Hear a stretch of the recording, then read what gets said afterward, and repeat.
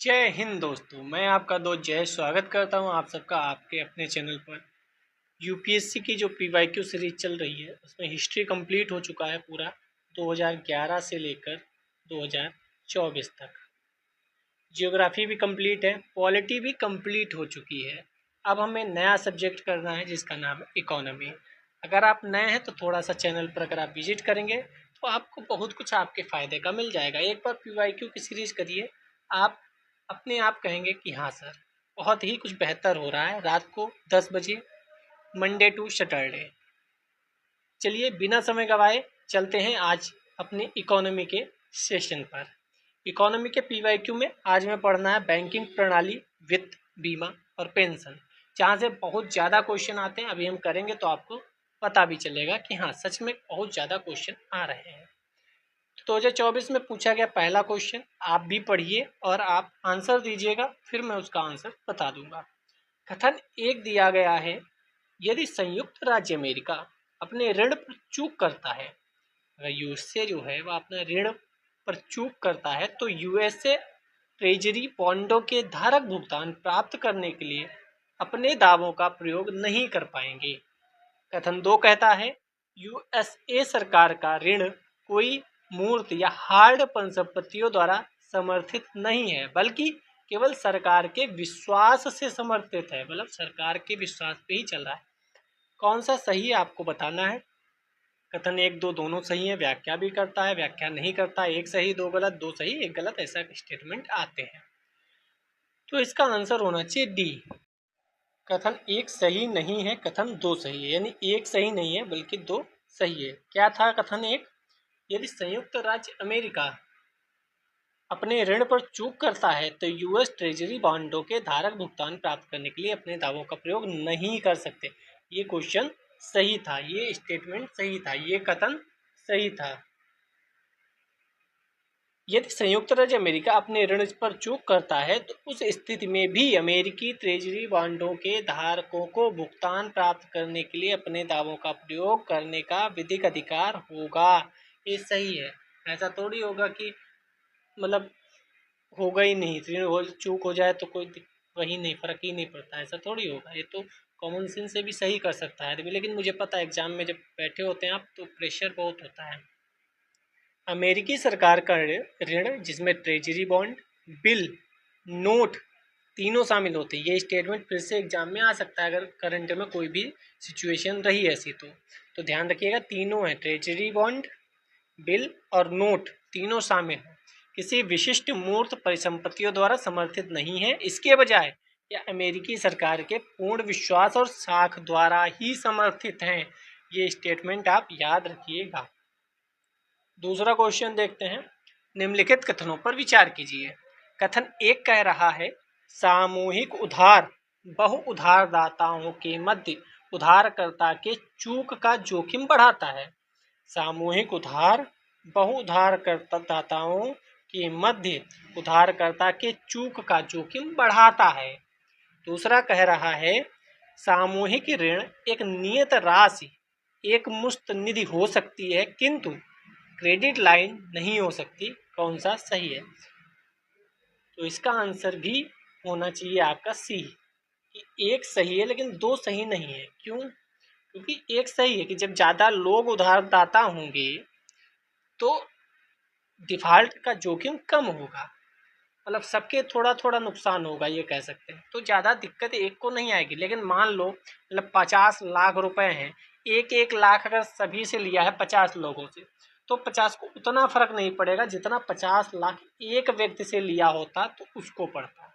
तो अगर एक जगह से पूरा जा रहा है पैसा तो उसको ज़्यादा फर्क पड़ेगा जब उधारकर्ता जो का जोखिम होगा डिफॉल्ट हो जाएगा। तो अगर वो कई लोगों से रुपया आया हुआ है तो थोड़ा थोड़ा सबको नुकसान होगा, तो उतना ज़्यादा जोखिम नहीं होगा।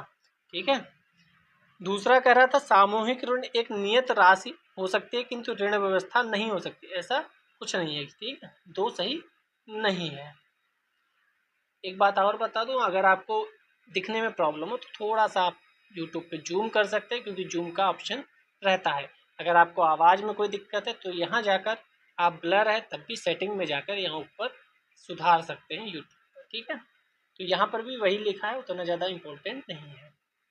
थर्ड, डिजिटल रुपये के संबंध में निम्नलिखित कथनों पर विचार कीजिए। डिजिटल रुपया पर क्वेश्चन मतलब भर के आते हैं, ठीक है। डिजिटल रुपये पर जो भी करंट में चीज़ें होती हैं वो आपको पढ़नी चाहिए। यह भारतीय रिजर्व बैंक यानी आरबीआई द्वारा अपनी मौद्रिक नीति के अनुरूप जारी की गई सॉवरेन मुद्रा है। एक एक शब्द यूपीएससी में बहुत ज़्यादा इंपॉर्टेंट होता है, ध्यान से पढ़िए। यह आरबीआई के तुलन पत्र यानी बैलेंस शीट पर देयता रूप में दिखाई देता है, देयता रूप में दिखाई देता है। नेक्स्ट कह रहा है, यह अपने डिजाइन से ही मुद्रास्फीति के विरुद्ध बीमाकृत है, मतलब पहले से ही बीमाकृत है। या वाणिज्यिक बैंक मुद्रा और नकदी के लिए स्वतंत्र रूप से परिवर्तनीय है। तो ये परिवर्तनीय है, यानी इसको आप देंगे तो आपको नगद रुपया मिल जाएगा, ऐसा कुछ परिवर्तनीय कहा जाता है। तो इसमें से कौन नहीं होना चाहिए? या अपने डिजाइन से ही मुद्रास्फीति के विरुद्ध बीमाकृत है, ये गलत होगा। मुद्रास्फीति के विरुद्ध बीमाकृत यानी इन्फ्लेशन बढ़ेगा घटेगा तो उससे इसका एडजस्ट हो जाएगा, ऐसा थोड़ी होगा। तो ये वाला अगर हम गलत कर देंगे तो आंसर 1 to 4 बचेगा, जिसमें 1 भी सही है, 2 भी सही है और 4 भी सही है। ये आरबीआई द्वारा सॉवरेन मुद्रा है। डिजिटल रुपए जो है बैलेंस शीट पर देयता रूप में दिखता है, मतलब देने के रूप में, ना कि जो लिया जाता है उसके रूप में। चौथा कह रहा है यह वाणिज्यिक बैंक द्वारा परिवर्तनीय है, कि इसको आप दे दोगे तो वहाँ से आपको रुपया मिल जाएगा नगद में, या आप अपने अकाउंट में लेना चाहें या मतलब ट्रांसफ़र कर सकते हो इस मनी में जो आपके हाथ में इस समय चला रहे हैं आप यूपीआई वगैरह में, ठीक। और डिजिटल रुपया बहुत महत्वपूर्ण है, ये आपको पता होना चाहिए, ठीक है। तो डिजिटल रुपया से तात्पर्य ऐसी किसी भी मुद्रा से है जो इलेक्ट्रॉनिक रूप में उपलब्ध हो। डिजिटल रुपया आभासी मुद्रा, ये भी लाइन याद रखिएगा। डिजिटल रुपया आभासी मुद्रा है जो भौतिक मुद्रा के ही समान उद्देश्य पूरा करता है। यानी हम आभासी रुपया जो हमारा भौतिक रुपया है, जो 100, 200, 500, 1000 का नोट होता है, 2000 का नोट होते हैं, इनसे जो चीज़ हम खरीद सकते हैं वह चीज़ डिजिटल रुपया से भी खरीद सकते हैं, चाहे कोई भी चीज़ हो। जैसे उसका हम यूज करते हैं, मनी जो हमारे पास है इस समय, वैसे ही डिजिटल रुपया का भी यूज हम कर सकते हैं। डिजिटल रुपया एक केंद्रीकृत डिजिटल मुद्रा है जिसे आरबीआई द्वारा प्रत्यक्ष रूप से विनियमित किया जाता है। किसके द्वारा विनियमित किया जाता है? आरबीआई द्वारा। एग्जाम में ये स्टेटमेंट फिर से पूछ के कह सकता है वित्त मंत्रालय द्वारा विनियमित किया जाता है या एसबीआई द्वारा विनियमित किया जाता है। एग्जाम में प्रेशर बहुत होता है, वहाँ समझ में नहीं आता, ठीक है। तो आप याद रखिएगा जो मैं बताता चल रहा हूँ। फ्यूचर में इसी स्टेटमेंट से क्वेश्चन बनेंगे और मैंने पिछली कई कक्षाएं जो कराई हैं, पॉलिटी, हिस्ट्री, ज्योग्राफी, वहाँ भी बताता आया हूँ कि देखो रिपीट हुआ, देखो रिपीट हुआ। मैंने सबूत भी दिए हैं। आप अगर नए हैं तो थोड़ा सा प्लेलिस्ट सेव कर लें, एग्जाम ओरिएंटेड चीज़ें कराई जा रही हैं। आप एक बार विजिट करें चैनल पर, बहुत कुछ आपके काम का मिल जाएगा, प्लेलिस्ट सेव कर सकते हैं। जो पारंपरिक मुद्राओं से जुड़ी स्थिरता और विश्वास को बनाए रखता है। डिजिटल टोकन के रूप में डिजिटल मुद्रा ई रूपी विधि मान्य मुद्रा का प्रतिनिधित्व करता है, यानी मान्य है। ये आप अकाउंट अगर किसी के पास सुविधा है तो आप उसको अगर देंगे कि ये लो और हमें फलानी चीज़ दे दो, तो वह मना नहीं करेगा क्योंकि ये मान्य है भारत में, ठीक है। इस प्रकार डिजिटल मुद्रा भारतीय रिजर्व बैंक द्वारा अपनी मौद्रिक नीति के अनुरूप जारी की गई एक संप्रभु मुद्रा है, जैसे हमारे नोट है वैसे। यह आरबीआई की तुलन पत्र पर एक देयता के रूप में दिखाई देता है। इसे उसी मूल्य वर्ग में जारी किया जाता है जिसमें वर्तमान में कागजी मुद्रा और सिक्के जारी किए जाते हैं। ये भी इम्पोर्टेंट है। यह अपने डिजाइन के कारण मुद्रास्फीति के विरुद्ध बीमाकृत नहीं है, ये तो पता भी होना चाहिए। आरबीआई ने कहा कि डिजिटल रुपया मूलतः भौतिक रुपए जैसा ही है, जो मैंने बोला, केवल डिजिटल रूप में है, 1:1 के अनुपात में विनिमय योग्य है। यानी अगर आपने 100 रुपये दिए किसी को तो बस 100 रुपये के बराबर ही डिजिटल रुपया आपको दे देगा, ठीक है। ऐसा नहीं है कि जैसे डॉलर में होता है कि आप 80 रुपये, 85 रुपये जो भी चल रहा है, 85 रुपये देंगे तब $1 मिलेगा, तो वहाँ 1/1 नहीं है, यहाँ 1/1 है। जितने का आप कागज़ का नोट देकर ले सकते हैं, सिक्के देकर ले सकते हैं चीज़, उतने ही डिजिटल रुपया देकर भी ले सकते हैं। रुपए सहित भौतिक मुद्रा भी मुद्रास्फीति के प्रति संवेदनशील है। जैसे जैसे माल और सेवाओं की कीमत बढ़ती है, रुपए चाहे वो भौतिक हो चाहे डिजिटल हो, की क्रय शक्ति घटती जाती है। मतलब एक लाइन में सर समझा दो क्या कहने का मतलब है। कहने का मतलब ये है चाहे आपके नोट हों, चाहे आप यूपीआई करते हो, चाहे ये डिजिटल रुपया हो, उतना ही रुपया आपको देना पड़ेगा बिस्कुट खरीदने के लिए, चाहे कोई भी रुपया हो। वैसे ही है, सब कुछ वही है, बस वह डिजिटल फॉर्म में होगा। यहाँ आप नोट दे देते हो, 100 रुपया गिने दे दिए, 50-50 के 2 नोट। तो यहाँ आप रुपया दे देते हो, वहाँ आप डिजिटली भुगतान करोगे और कुछ नहीं। ऐसा कह सकते हो यूपीआई का थोड़ा हाई वर्जन हो जाएगा। समझ में अगर जनरल फॉर्म में बोलते हैं आपको समझाने, ताकि कोई अलग चीज़ नहीं है। यह वाणिज्यिक बैंक की मुद्रा और नकदी के विरुद्ध स्वतंत्र रूप से परिवर्तनीय है। वही कि आप उसको डिजिटल रुपया बैंक में दोगे कि देखो ये डिजिटल मैंने आपके अकाउंट में ट्रांसफ़र किए, आप हमें नगद दे दो 100-100 की 5 नोट, तो वो हो जाएगा। नकदी के मामले में इस पर कोई ब्याज नहीं मिलेगा। ये इम्पोर्टेंट लाइन है, इस इम्पोर्टेंट लाइन को आप ध्यान रखिएगा। ठीक है, नकदी के मामले में इस पर कोई ब्याज नहीं मिलेगा और इसे बैंकों में जमा जैसे अन्य प्रकार के धन में परिवर्तित किया जा सकता है। धन में परिवर्तित किया जा सकता है, लेकिन नकदी के मामले इस पर कोई ब्याज नहीं मिलेगा। ये बहुत इंपॉर्टेंट है, फिर से इस पर क्वेश्चन आने की पूरी संभावना रहेगी। फोर्थ क्वेश्चन देखते हैं। प्रधानमंत्री श्रम योगी मानधन योजना, जितनी भी स्कीम्स होती हैं सभी इम्पोर्टेंट हैं। मैं करंट अफेयर्स मंथली कराने वाला हूँ 1 अगस्त से, मई जून जुलाई सभी का। अब आपको ये बताना है कि आपको 1 घंटे की वीडियो चाहिए या फिर मैराथन के जैसे चाहिए, वो आप बता देंगे तो वैसी चीज़ें शुरू हो जाएंगी। तो प्रधानमंत्री श्रम योगी मानधन योजना के संदर्भ में निम्नलिखित कथनों पर विचार कीजिए। कर लेते हैं। इस योजना में नामांकन के लिए प्रवेश आयु वर्ग 21 से 40 वर्ष है। दूसरा, लाभार्थी द्वारा आयु विशिष्ट अंशदान किया जाएगा। नंबर 3, इस योजना के अंतर्गत प्रत्येक ग्राहक को 60 वर्ष की आयु प्राप्त करने के बाद 3000 प्रति माह न्यूनतम पेंशन प्राप्त ही होगी। पारिवारिक पेंशन पति पत्नी और अविवाहित पुत्रियों पर लागू होगी। कौन सा इसमें से सही है? तो इसका बी वाला सही होगा, 2 और 3। 2 और 3 सही है। पहला क्यों गलत है आपको पता है? 21 से 40 वर्ष में ही इधर उधर घुमाया है उसने। 21 से 40 वर्ष नहीं है बल्कि 28 से 40 वर्ष है।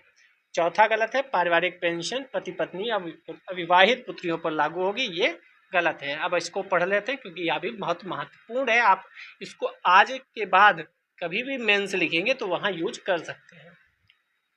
प्रधानमंत्री श्रम योगी मानधन योजना 18 से 40 वर्ष की है। असंगठित श्रमिकों के लिए स्वैच्छिक अंशदायी पेंशन है। ये अगली बार आएगा तो ये शब्दों पे आएगा, इन 2 शब्दों पे, असंगठित श्रमिकों के लिए और स्वैच्छिक है, जरूरी नहीं कि आपको करना ही है।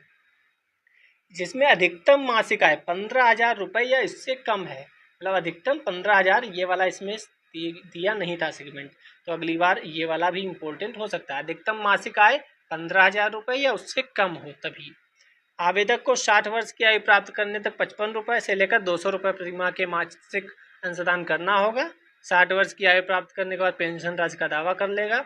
50-50 के अंशदान वाली एक स्वैच्छिक अंशदायी पेंशन योजना आयु विशिष्ट आधार पर लाभार्थी द्वारा निर्धारित अंशदान किया जाएगा। केंद्र सरकार द्वारा अंशदान किया जाएगा। यहाँ पर देखो केंद्र सरकार लिखा है, राज्य सरकार नहीं लिखा है।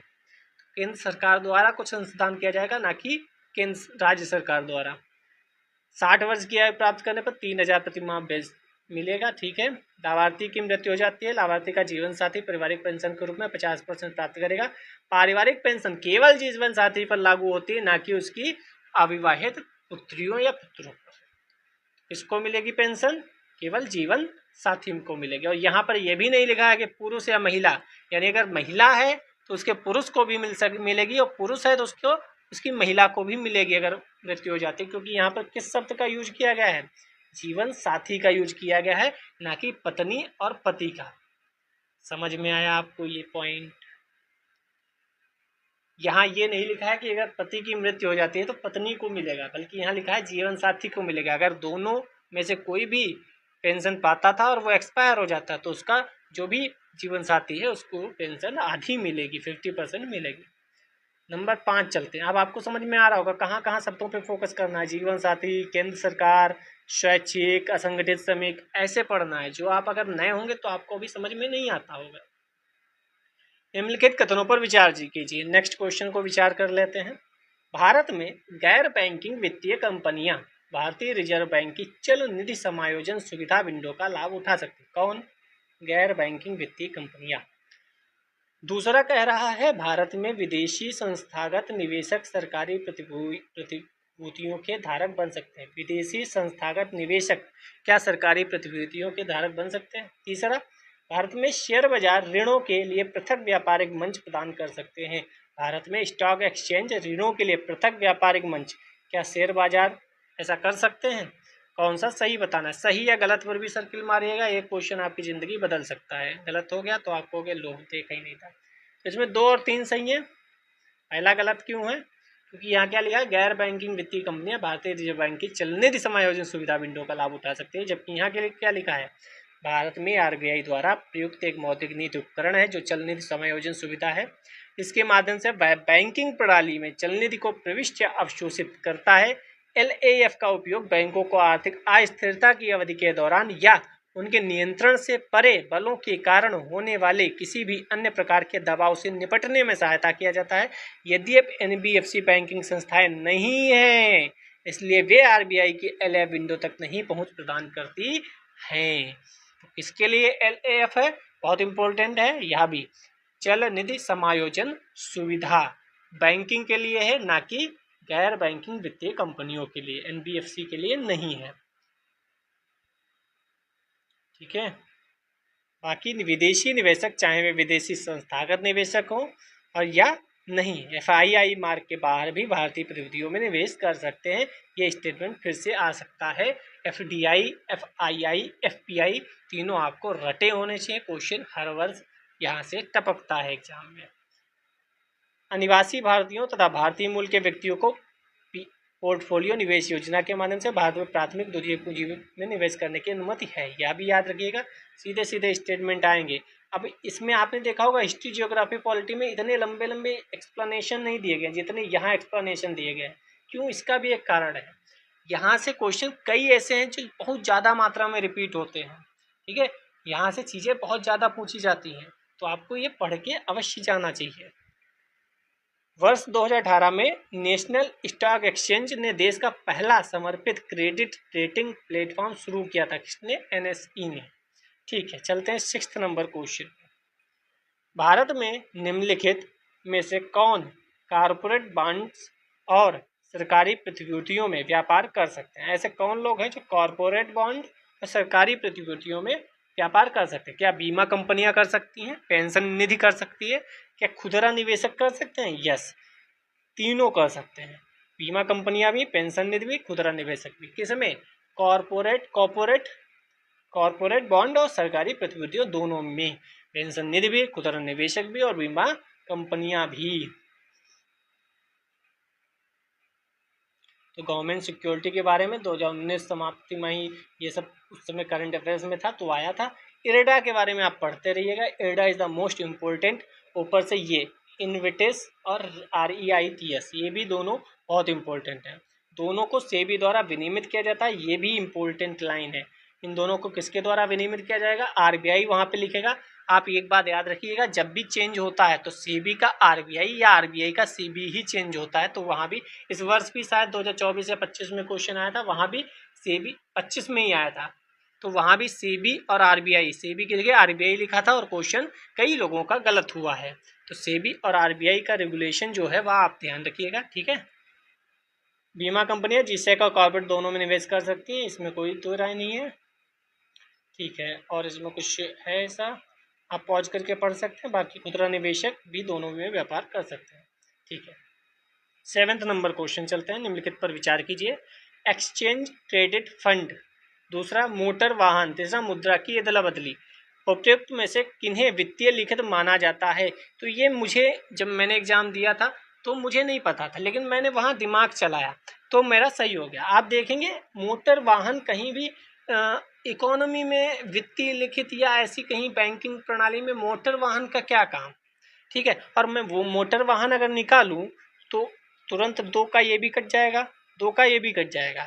ठीक है। फिर मुझे लगा एक्सचेंज ट्रेडेड फंड और मुद्रा की अदला बदली, ये कहीं ना कहीं वित्तीय लिखित में आ सकता है, तो मैंने इसका डी आंसर सही करके आया था और डी ही सही है। तो कई बार आप जितना नॉलेज, अब ये तुक्का नहीं है, आपने 3-4 साल 5 साल पढ़ाई की है, जैसे मैं 5 साल पढ़ाई कर चुका था, तो 5 साल में इकोनॉमी मतलब रट डाली थी, ये मान लो पूरा पता है, ABCD to Z स्टेज वगैरह सब पता है। तो 5 साल में वो PYQ का एक्सपीरियंस, वो मॉक टेस्ट का एक्सपीरियंस, वो सब यूज करके मुझे पता है भाई मोटर वाहन नहीं होगा।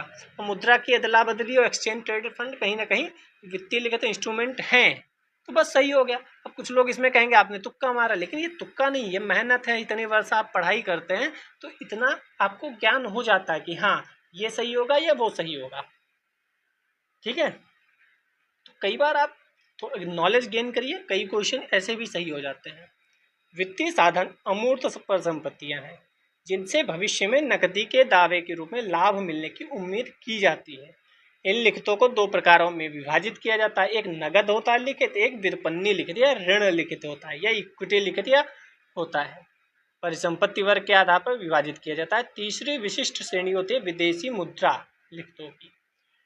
ठीक है, तो वित्तीय लिखितों के उदाहरण में स्टॉक आता है, एक्सचेंज ट्रेड फंड आता है, बॉन्ड आता है, जमा प्रमाण पत्र आता है, म्यूचुअल फंड, ऋण, विपणन अनुबंध, ये सब आते हैं। इस 2025 प्रीलिम्स में भी ऐसा ही एक क्वेश्चन कोई ना कोई पूछा गया था, आपने देखा ही होगा पेपर, मैंने भी डिस्कशन किया है थोड़ा सा अलग टाइप से। IMF लाइब्रेरी के अनुसार विगत 2 दशकों में औद्योगिक देशों में केंद्रीय बैंकों की बढ़ती संख्या ने घरेलू चलनिधि को संतुलित करने के लिखतों में विदेशी मुद्रा स्वैप को शामिल किया है। इम्पोर्टेंट है, भले ही अधिकांश देशों में वास्तविक उपयोग सीमित रहा हो, फिर भी उसको शामिल किया गया है। विदेशी मुद्रा लिखतों में मुद्रा स्वैप, विदेशी मुद्रा विकल्प, विदेशी मुद्रा स्वैप शामिल है, मुख्य रूप से मुद्राओं से संबंधित है। मोटर वाहन एक मूर्त परिसंपत्ति है, इसलिए यह वित्तीय लिखित नहीं है, सिंपल सी बात है। ऑड इवन भी आप छांट सकते हैं कि हाँ ये एक जैसे हैं और ये थोड़ा सा अलग है।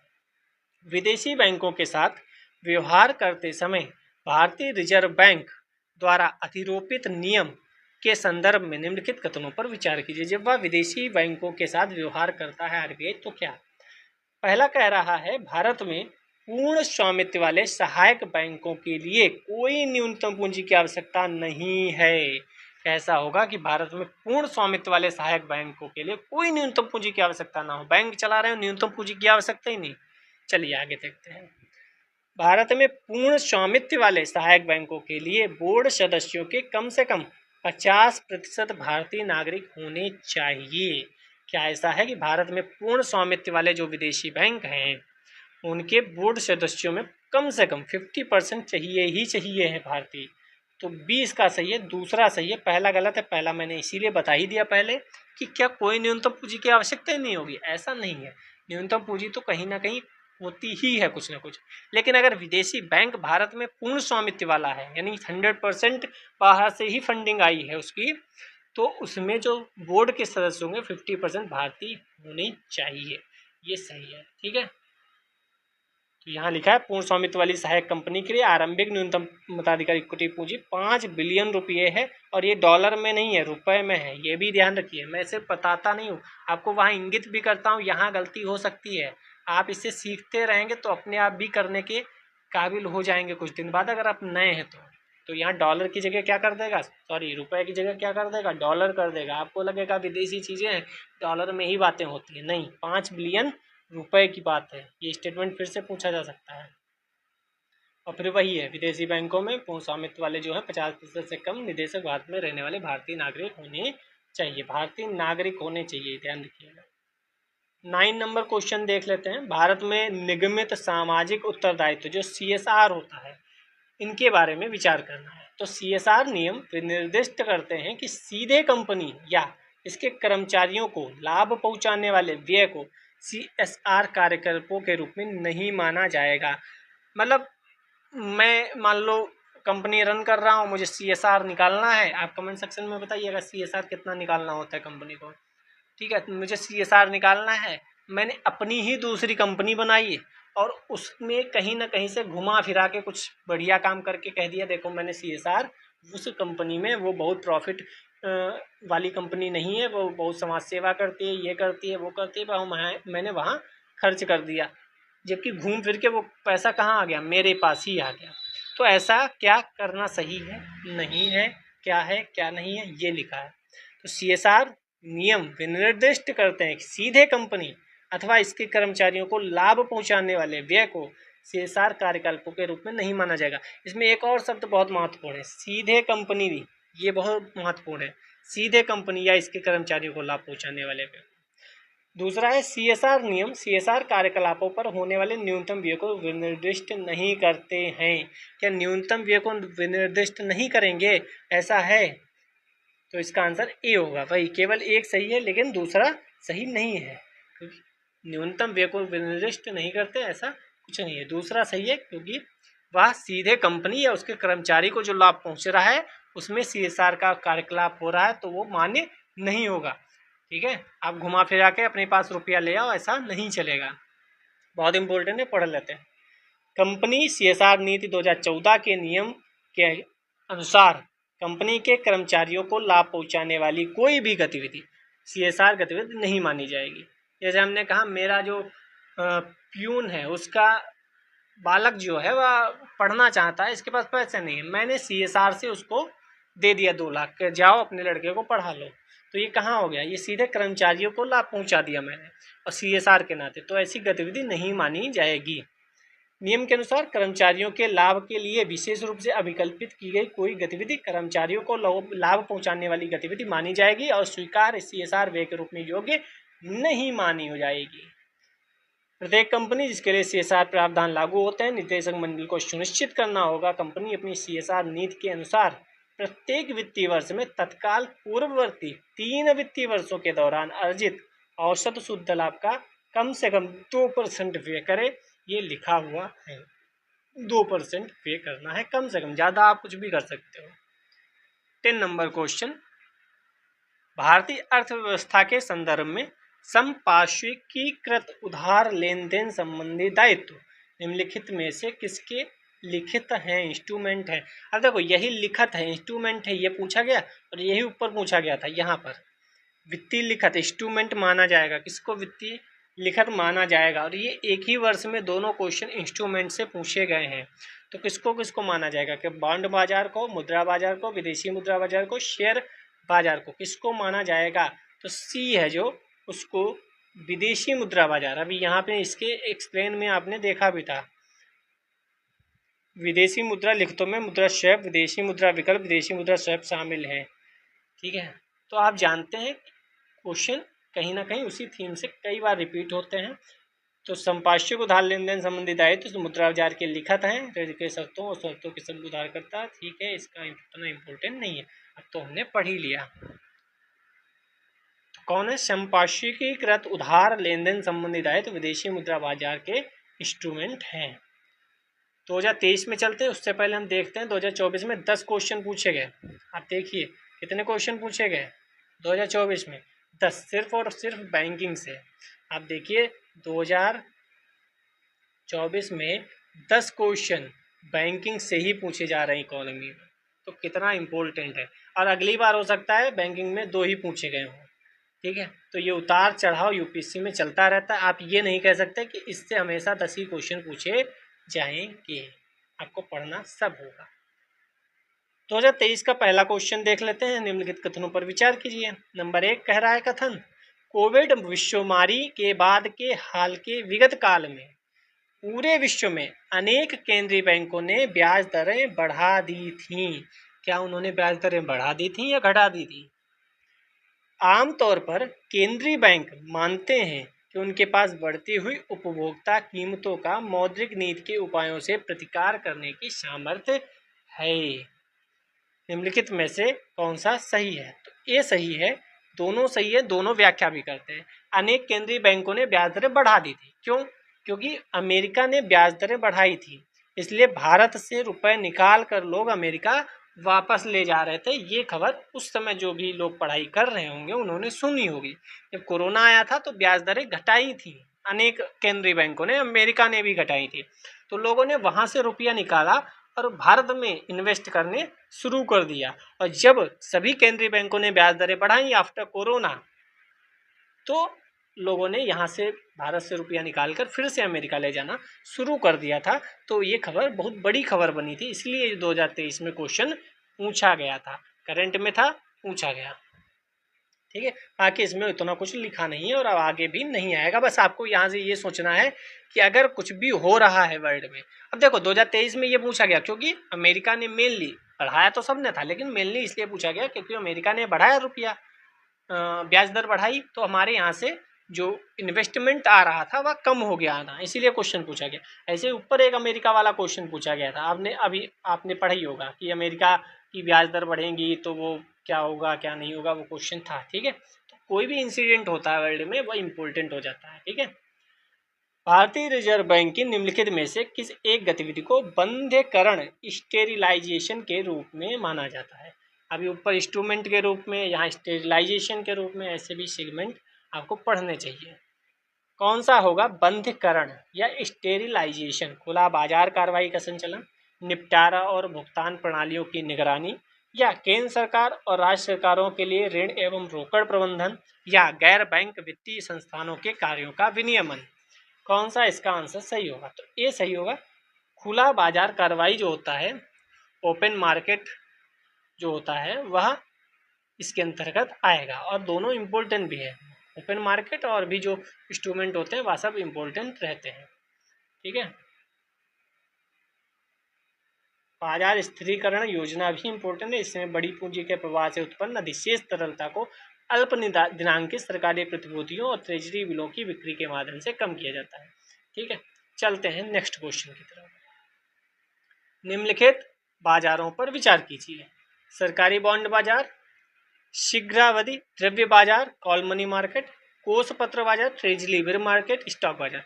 मैं आपसे कहूँगा ये टर्म जो है इन्हें इंग्लिश में ही आप याद रखें, क्योंकि हिंदी में आप याद करेंगे तो बहुत ज़्यादा समस्याएं होंगी, क्योंकि कई बार हिंदी में देता ही नहीं है यूपीएससी। तो इसका आंसर होगा बी वाला। केवल दो सही है। कौन कौन से सही है? तो पहला सही है, सरकारी बॉन्ड बाजार तो होता है पूंजी बाजार में। कौन से केस में पूछा था? पूंजी बाजार में पूछा था, तो सरकारी बॉन्ड बाजार होगा। कॉल मनी मार्केट नहीं होगा, ये दूसरी चीज़ है। तीसरा, स्टॉक बाजार भी होगा, ट्रेजरी बिल मार्केट नहीं होगा। तो एक और चार, केवल दो सही है, एक सही है और चार सही है। सरकारी बॉन्ड बाजार पूंजी बाजार का हिस्सा है और स्टॉक मार्केट भी पूंजी बाजार का हिस्सा है। कॉल मनी जो है वह अल्पकालिक ऋण किससे संबंधित है, और ट्रेजरी बिल जो है वह भी अल्पकालिक ऋण प्रतिभूतियां होती हैं। ठीक है, नंबर 4 क्वेश्चन देखते हैं। वित्त के संदर्भ में शब्द बीटा किसे निर्दिष्ट करता है? ये क्वेश्चन आता है और सब में समस्या उत्पन्न हो जाती है कि ये क्या आ गया, अल्फा बीटा गामा कहीं और पढ़ा था, यहाँ तो बीटा इकोनॉमी में आ गया। अलग अलग प्लेटफार्मों से साथ साथ किसी परिसंपत्ति को खरीदने और बेचने की प्रक्रिया। अलग अलग प्लेटफार्मों से साथ साथ किसी परिसंपत्ति को बेचने और खरीदने की प्रक्रिया को बीटा कहते हैं। नहीं, किसी पोर्टफोलियो प्रबंधक की जोखिम और प्रतिफल के बीच संतुलन लाने के निवेश कार्यनीति। एक प्रकार का व्यवस्थागत जोखिम जो वहां उत्पन्न होता है जहां पूर्ण प्रतिरक्षा संभव नहीं है, या एक संख्यात्मक मान जो पूरे स्टॉक बाजार में होने वाले परिवर्तनों के प्रति किसी स्टॉक के विचलन को मापता है। तो डी वाला सही है, स्टॉक से रिलेटेड ये क्वेश्चन था। ठीक है, बीटा, तो ऐसे भी क्वेश्चन आ जाते हैं, तो ये अगली बार भी आ सकता है। तो बीटा इक्वल टू 1 क्या है? बिल्कुल बाजार की तरह अस्थिर। बड़ा है अगर तो बाजार से अधिक अस्थिर, 1 से छोटा और 0 से बड़ा है तो बाजार से कम अस्थिर, 0 है तो बाजार से असंबद्ध और छोटा है 0 से तो नकारात्मक रूप से सहसंबद्ध। एक प्रकार से ऐसा प्रणालीगत जोखिम जो तब होता है जब परफेक्ट हेजिंग संभव नहीं होती, आधार जोखिम कहलाता है। परफेक्ट हेजिंग शब्द भी इम्पोर्टेंट है, आपके जो भी आप जहाँ से पढ़ रहे होंगे वहाँ पढ़ाया गया होगा, उसको भी आप याद रखिएगा। जोखिम बनाम लाभ को संतुलित करने हेतु किसी पोर्टफोलियो मैनेजर की निवेश रणनीति को एसेट लोकेशन कहते हैं। एसेट लोकेशन क्या होता है, ये भी क्वेश्चन पूछा जा सकता है।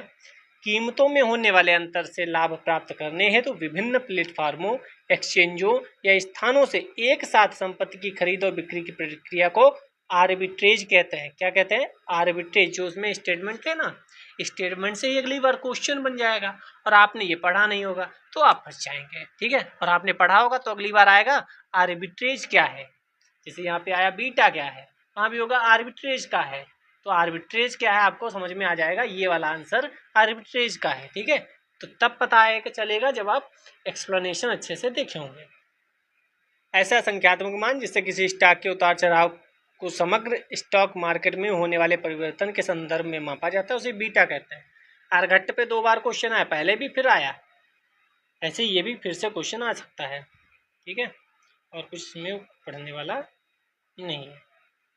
आधार जोखिम किसे कहते हैं, ये भी हेजिंग मैंने शब्द बता ही दिया था आपको, हेजिंग ये भी इम्पोर्टेंट है। नेक्स्ट क्वेश्चन चलते हैं 5th नंबर। निम्नलिखित कथनों पर विचार कीजिए। स्वयं सहायता समूह सेल्फ हेल्प ग्रुप बहुत इंपॉर्टेंट है, बहुत चर्चा में रहता है हर साल। कार्यक्रम मूलतः भारतीय स्टेट बैंक द्वारा वित्तीय रूप से वंचितों को लघु ऋण प्रदान कर प्रारंभ किया गया था।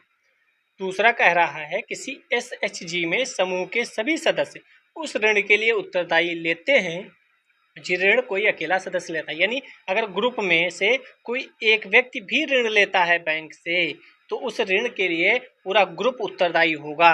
क्या ये सही है? क्षेत्रीय ग्रामीण बैंक अनुसूचित वाणिज्यिक बैंक एसएचजी को समर्थन देते हैं। निम्नलिखित में से कितने कथन सही हैं? तो इसका आंसर बी होगा। केवल 2 कथन सही हैं। कौन कौन से सही होने चाहिए आपके अकॉर्डिंग? 3 सही है, 2 सही है, 1 सही नहीं है। पहला सही क्यों नहीं है ये अभी हम देख लेते हैं। क्योंकि सेल्फ हेल्प ग्रुप से बहुत काम सोचा जा रहा है कि ये गांव को आगे बढ़ाने में और घर की महिलाओं को आगे बढ़ाने में बहुत सहायता कर सकते हैं, इसीलिए ये क्वेश्चन रिपीट हो सकते हैं। स्वयं सहायता समूह बहुत इंपॉर्टेंट टॉपिक है। लगभग 2 दशक एक प्रसिद्ध अवधारणा बन गई। देश की आर्थिक विकास की गति देने में स्वयं सहायता समूह की अपनी भूमिका है। स्वयं सहायता समूह अब एक आंदोलन के रूप में विकसित हुआ है। हम बांग्लादेश में डॉक्टर महमूद यूनुस द्वारा स्थापित स्वयं सहायता समूह की अवधारणा की उत्पत्ति का पता लगा सकते हैं। भारत ने बांग्लादेश के मॉडल को संशोधित रूप से अपनाया है। 1970 में अहमदाबाद में सेवा यानी स्व नियोजित महिला संघ संगठन की संस्थापक सदस्य इलाबेन भट्ट ने महिला एवं सूक्ष्म वित्त की अवधारणा विकसित की थी। उसके बाद महाराष्ट्र में, तमिलनाडु में, फिर नाबार्ड प्रायोजित समूह ने सेवा द्वारा निर्धारित पथ का अनुसरण किया। हमारे लिए महत्वपूर्ण क्या है, 1991-92 नाबार्ड ने बड़े पैमाने पर स्वयं सहायता समूहों को बढ़ावा देना शुरू किया। किसने शुरू किया? आरबीआई ने नहीं, एसबीआई ने नहीं, वित्त मंत्रालय ने नहीं, नाबार्ड ने। इंपॉर्टेंट है। एसएचजी आंदोलन के लिए वास्तविक अनुकरण बिंदु था जो वर्ष 1993 में भारतीय रिजर्व बैंक ने भी स्वयं सहायता समूहों को बैंकों में बचत खाते खोलने की अनुमति दे दी। ठीक है, और यहाँ क्या लिखा था? स्वयं सहायता समूह भारतीय स्टेट बैंक लिखा था। कितना प्यारा सा क्वेश्चन, कितना प्यारा क्वेश्चन, कितना प्यारा क्वेश्चन। यही गलतियां होती और बात को हमें आते हैं और अपने मत्थे पर अपना हाथ मार के बोलते हैं क्या हो गया, दिखा क्यों नहीं कि भारतीय स्टेट बैंक था। ऐसे ही चीजें नहीं दिखती। ठीक है, क्योंकि हम उतने फ्लो में पढ़ते हैं और 2 घंटे का वो प्रेशर होता है। तो यहाँ आरबीआई था ना कि एसबीआई। मैं बार बार आपसे बोलता हूँ, ऐसे सेबी की जगह आरबीआई, आरबीआई की जगह सेबी, यही सब करता है यूपीएससी। ऐसे समूह उन सदस्यों के लिए सामूहिक सुनिश्चितता प्रणाली के रूप में कार्य करते हैं जो संगठित स्रोतों से ऋण लेने का प्रस्ताव रखते हैं। ठीक है, ये सब उसके पार्टनर हैं। Number of participating bank, number of branches of bank lending to SHG, commercial bank, regional rural bank, cooperative, number of participating जियो, अदर एजेंसीज, ये सब इसमें है। 2022 का पहला क्वेश्चन देख लेते हैं। निम्नलिखित कथनों पर विचार कीजिए। यूएस फेडरल रिजर्व, फिर से यूएस के बैंकिंग की बात हो गई। ठीक है, तो यूएस में कोई भी घटना घटित होगी यूपीएससी उस पर क्वेश्चन बनाने की प्रयासरत रहता है। यूएस फेडरल रिजर्व की सख्त मुद्रा नीति पूंजी पलायन की ओर ले जा सकती है। वो मुद्रा नीति को सख्त करेगा, पूंजी पलायन होगी। जो भी मैंने कहानी बताई थी आपको 2022 है, यानी कोरोना के जस्ट बाद वाली कहानी। पूंजी पलायन वर्तमान विदेशी वाणिज्यिक ऋण ग्रहण वाली फर्मों की ब्याज लागत को बढ़ा सकता है। घरेलू मुद्रा का अवमूल्यन ईसीबी से संबद्ध मुद्रा जोखिम को घटाता है। कौन सा सही है? तो इसमें आंसर आप देख सकते हैं, स्टार बना है, यहाँ पे लिखा भी है। संघ लोक सेवा आयोग ने इस प्रश्न को मूल्यांकन से बाहर रखा है। वाह भाई वाह, नहीं बोलेंगे कुछ, पिछले वीडियोज में बहुत बोल चुके हैं। तो सख्त या संकुचन मुद्रा मौद्रिक नीति एक मौद्रिक उपाय है जिसका अर्थ है केंद्रीय बैंक द्वारा मौद्रिक विस्तार की दर में कमी करना। यह एक सूक्ष्म आर्थिक उपकरण है जिसे केंद्रीय बैंक को सरकारी अंतक्षेपों द्वारा निर्मित की गई उद्गामी मुद्रास्फीति या अन्य आर्थिक विकृतियों हेतु डिजाइन किया जाता है। आपने पढ़ा भी होगा। केंद्रीय बैंक छूट दर और संघीय निधि दरों में नीतिगत परिवर्तनों के माध्यम से अल्पकालिक ब्याज दरों को बढ़ाकर नीति को सख्त बनाता है, मुद्रा को संकुचित करता है, यानी मुद्रा का ऐसा वैसा इधर उधर करने के मामले में ये सब चीजें की जाती है। चलिए आगे बढ़ते हैं, दूसरा क्वेश्चन देखते हैं। निम्नलिखित कथनों पर विचार कीजिए, कर लेंगे। भारत में क्रेडिट रेटिंग एजेंसी या साख क्षमता निर्धारण एजेंसियां भारतीय रिजर्व बैंक द्वारा विनियमित होती हैं। अब आपने अगर मेरी बात को ढंग से सुना होगा तो आप पहले कहेंगे आरबीआई तो नहीं होगा, कुछ भी हो जाए आरबीआई तो नहीं होगा। ठीक है, आरबीआई नहीं होगा, यहाँ पर होगा सेबी। मैंने जो ऊपर बोला था सेबी होगा। ठीक है, तो पहला तो गलत हो जाएगा। जैसे पहला गलत होगा, ये क्वेश्चन था 2-3 साल पहले का, जब यूपीएससी इतना अच्छा सा क्वेश्चन बनाया करती थी कि एक गलत तो आंसर हमें पहले ही मिल जाए। कितना आंसर सही है, सिर्फ आपको ये पता है कि आरबीआई नहीं होगा, सेबी होगा, और आपने क्वेश्चन सही कर लिया।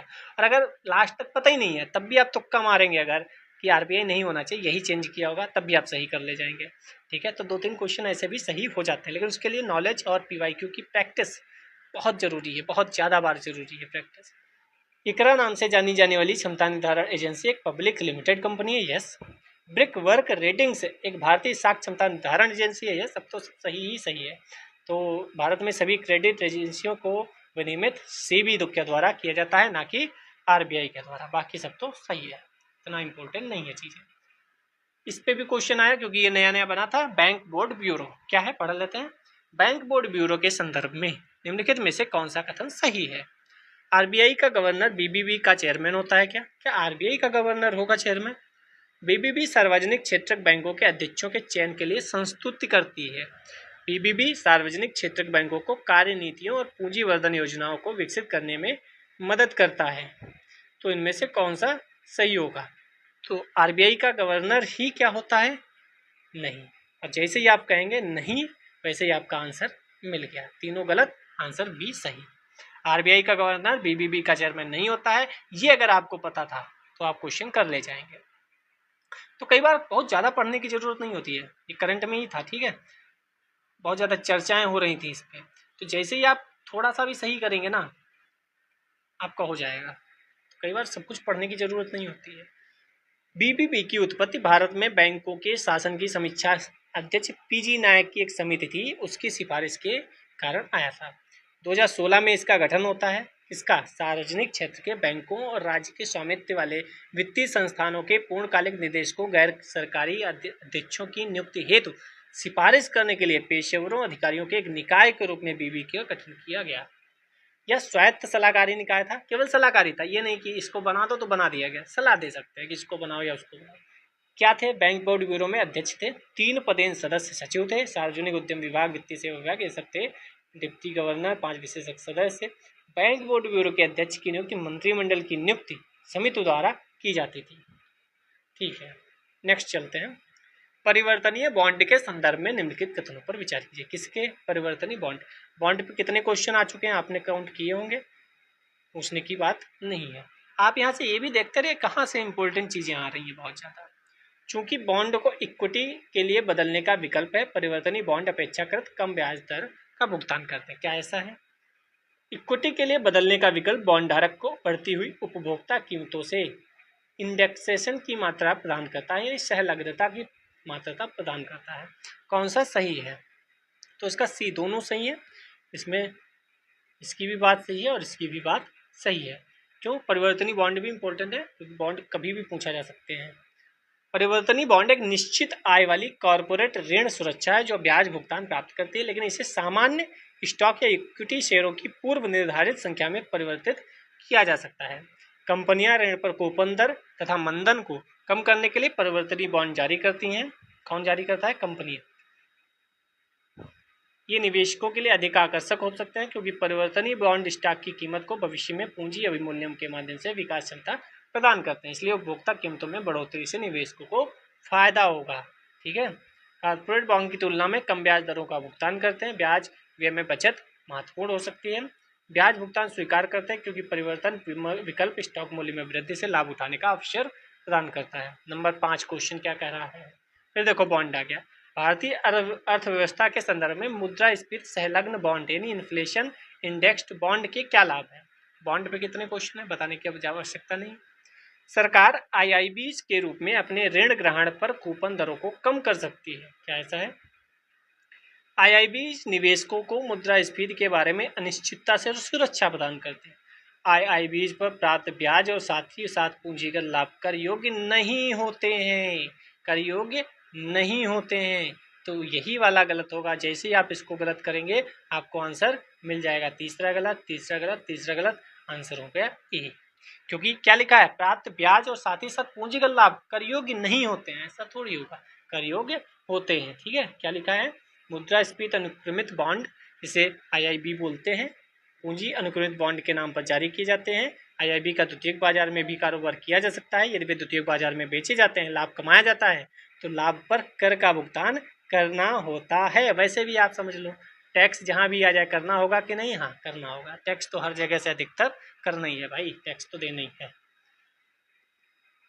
नंबर 6 क्वेश्चन कह रहा है, भारत के संदर्भ में हाल ही में जनसंचार माध्यमों में अक्सर चर्चित अप्रत्यक्ष अंतरण को निम्नलिखित में से कौन सी एक स्थिति सर्वोत्तम रूप से प्रतिबिंबित करती है। तो आप ऐसे क्वेश्चन में नीचे से पढ़ना शुरू किया करिए, ना कि ऊपर से, क्योंकि अधिकतर बार ऐसे क्वेश्चन में आंसर लास्ट वाला होता है। कोई विदेशी कंपनी शेयर अंतरित करती है और ऐसे शेयर भारत में स्थित परिसंपत्तियों से अपना वस्तुगत मूल्य व्युत्पन्न करते हैं। ये आंसर सही होना चाहिए। जी हाँ, डी आंसर सही है। कई बार ये इसलिए दी जाता है कि आप ऊपर से नीचे तक पढ़ें, 2 मिनट आपके बर्बाद हों और आप फिर आंसर सही करें। इससे बढ़िया है नीचे से पढ़ें, क्योंकि कई बार नीचे का क्वेश्चन का आंसर हो जाता है। तो आज की क्लास यहीं रोकते हैं। लाइक शेयर कर ही दिया होगा, आप कर ही देते हैं कमेंट वगैरह। मिलते हैं नए क्लास में, तब तक आप अपना ध्यान रखिए, पढ़ते रहिए। जय हिंद, जय भारत।